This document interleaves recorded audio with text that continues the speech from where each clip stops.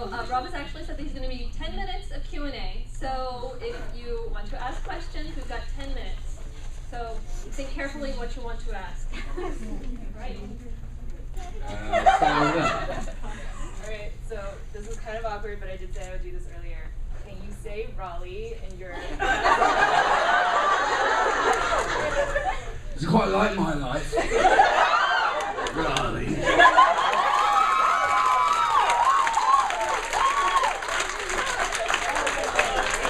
You know, I pretty much speak with an Australian accent anyway. Always have done. And then for this film, they told me the way I spoke wasn't Australian enough. So they made me. I pissed off all of Australia. I'm glad it's appreciated. You were on EastEnders for way too long. I know. One of you bitches needs a leash. Any others? What was your favorite detail of your costume? Of my costume? Of my drive suit or of my civvies? Your like fatigues or whatnot? Weird kind of detail or anything like that? Or? Yeah, there was a whole bunch of stuff that I liked about it. The boots were the best. They were handmade, so they were vicious and they cut your feet to ribbons. The Mad Max boots? The Mad Max boots. They had the giant metal plate on there. I just walk up behind Hunnam and just... all the time. It was great. They were really, really cool boots. And when you put those on, you felt like you were strapping into a Jaeger before anything else. And then, of course, in the actual giant suit, my favourite bit was the pee flap, because for the first 2 days of being in the compod, that flap wasn't there. And it was like to go and take a pee was an hour. Getting in and out of that thing. So when they added that pee flap on day 3... Okay, so you and Robert Maillet share a name. Was there ever like any on-set confusion or anything, or is he just like too tall to like even be missed or confused with? I think you'd have to be blind or stupid. Robert, he was big. He's 7'3", 300 plus pounds. He's a really, really, really, really big guy and gentle as you can be. There was never any confusion. There was confusion with Max Martini and Max the Bulldog. Oh. Hello, Max. He knows his place. Speaking of confusion, you and Charlie Hunnam look a lot alike. Was there any... Because I know Idris called you the wrong name in an interview. Did he? Yeah, he called you Charlie. Charlie and I were never mistaken. Me and Diego got confused a couple of times. But yeah, no, Guillermo actually cast me and Charlie as brothers in another movie once a long time ago. So there's always been something there. If you saw us in person, we don't look alike. He's really, I mean, I'm a big, scary guy and he's a skinny, handsome chap. So he's blonde with a beard and Jackson in the show, and I'm a fairy when I'm not here. So seriously, no, there was no confusion there. Thanks. So what part of England are you from? Brighton? Manchester? God no, Birmingham. Birmingham? Birmingham? You're from Brighton. Right. You can't say something when you're from Brighton. Why not? Brighton's the best part of England. Good saying. Yeah, thank you. And we're higher up in the league in the football, but that's not right. So, yeah, any others? Okay, in your final scene with Max the Bulldog, was the emotion real? There were real tears. There was no tear stick involved. It was actually, it was a really good scene. Because Guillermo had this, this is where the genius of Guillermo kind of comes into it, because I didn't have a scene without the dog. And it was really hard to work doing serious stuff when there's a... and you have to pick him up, and if you pick him up... Here's the thing, when you had to pick up Max the Bulldog, you had to grab him by the balls to support them, because they were so big. You had to support them. So it became very distracting working with him. And I said to Guillermo, I said, look man, can I just... This is a really heavy, serious scene. Can I just have one scene without a dog? And he made a couple of really great points. The first one was, you're such an asshole. You can't hate somebody who loves a dog.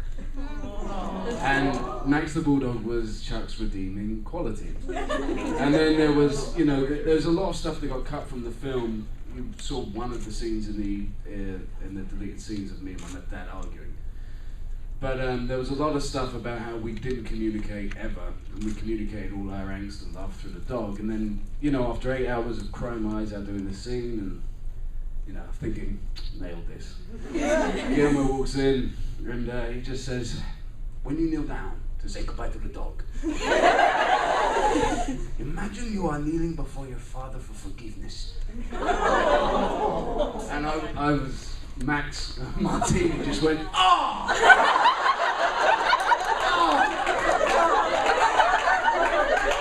And that was when we realized that he knew what he was doing. Any others? I'm sorry, but what was just your favorite part about being a part of this movie? My favorite part about being a part of this movie. It's a deeply personal thing, I think. I mean, obviously there was a lot about the film that meant a lot. To work with Guillermo again was, to finally do a film with him was a big deal. But for me, it was, if those of you who know anything about my career, if you do at all, this was my first lead role in a movie. And a kid from nowhere that comes from where I've come from, and having had to walk away from a big movie before, never thinking I would get that day, and going to London, my home city where I lived for many years, taking my mum and dad who were in their late 70s to a movie premiere that I was in. Aww. That was the whole point. Any others?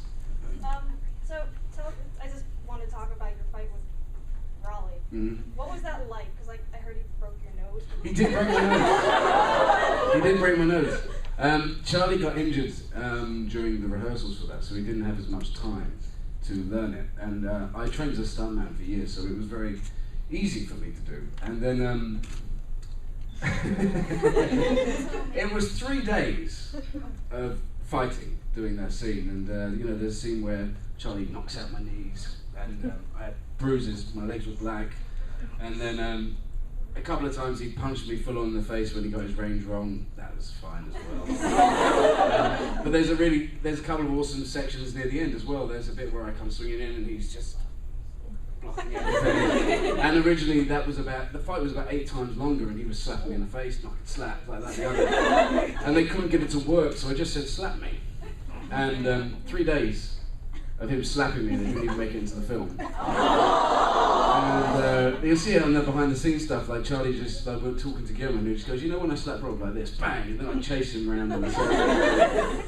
But yeah, the bit where he steps up, swings over and does that, he was wearing a big steel toe cap boot and he got kicked me right across the face, which, came out with blood pouring down my face and my eye weeping. I'm good. And there was a big, my character, they'd already put a scar across here from where he punched me. And we go to the end of the makeup track at the end of the night and they're trying to wipe it off. It hurts. And they realised that Charlie had actually cut me in the exact same place as my character's cut. I was very lucky. But that was probably my most enjoyable 3 days of filming. Really, really enjoyed it. I'm going to say a couple of things that I don't know why the sword was a last resort, if anyone's going to ask me that. If there's any other questions, I'm sure I can answer a lot of the technical ones, but go on.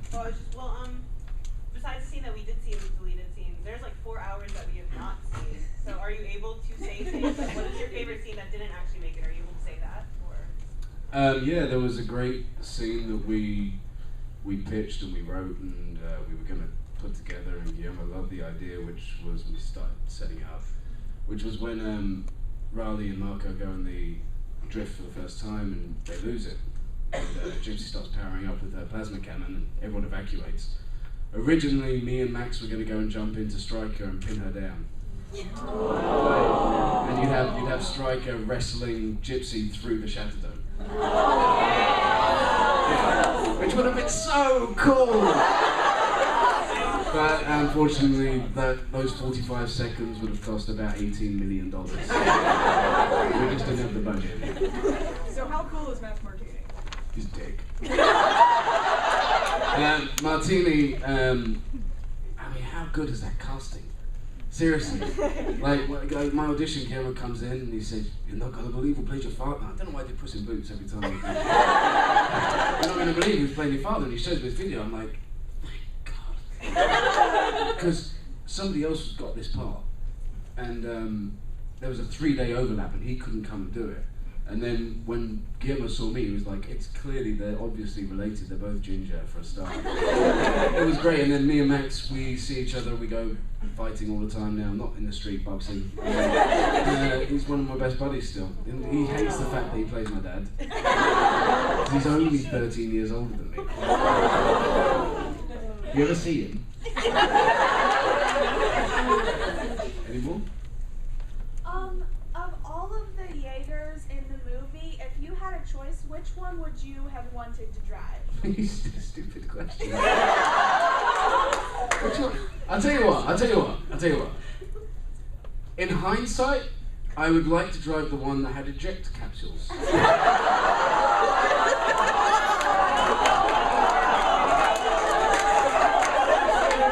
Just saying. I'm not sure why a Mark V didn't have eject capsules and Mark III did, but turns out that's the case. Obviously a Mark V is bigger, faster, stronger, better. And better looking. But interesting pop quiz. Strike Eureka was the original model for Gypsy Danger. Anybody know that? Yeah. But Guillermo thought it was too arrogant, so they put me in. Alright, so what's your favorite kaiju from the film?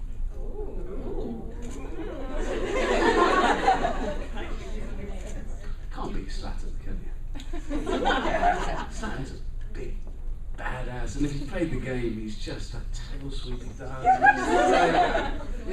Slattern, he comes up and twists his tail.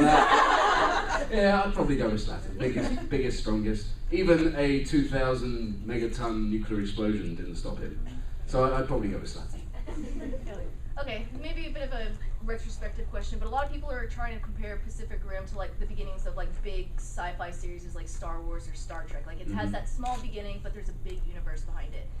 Being a part of something that has that sort of potential, like, and knowing where other stars have gone on from that point, how do you feel about that? Well, it'll be great, but I won't be in it. Prequels! There's always prequels! There's always prequels. I pitched an idea to Guillermo for the sequel, and it's not going to happen, so I can probably tell you what it is. I pitched this idea like it's later, and the wars happened, and the kaiju come back. So Max Martini is now, obviously, he is the Marshal. It's Marshal Hercules Hansen.